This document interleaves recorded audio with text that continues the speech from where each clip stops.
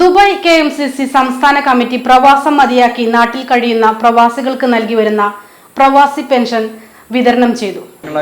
നടന്നുവരുന്ന പെൻഷൻ പദ്ധതി ദുബായിൽ തന്നെ KMCCയുടെ പ്രവർത്തകന്മാരായി ദീർഘകാലം പ്രവർത്തകന്മാരായും ഭാരവാഹികളായൊക്കെ സേവനമനുഷ്ഠിച്ചവർക്ക് അവരുടെ വിശ്രമ ജീവിതകാലത്ത് അവർക്കൊരു അത്താണിയായി, അവർക്ക് സഹായമായി, അവർക്ക് മാസം തോറും നൽകപ്പെടുന്ന പെൻഷൻ അവർക്ക് മരുന്ന് വാങ്ങാൻ അതുപോലത്തെ മറ്റ് സൗകര്യങ്ങൾക്കെല്ലാം വേണ്ടി ഉപയോഗിക്കാവുന്ന രീതിയിൽ അതിൻ്റെ ഈ വർഷത്തെ വിതരണമാണ് ഇവിടെ ഇപ്പോൾ.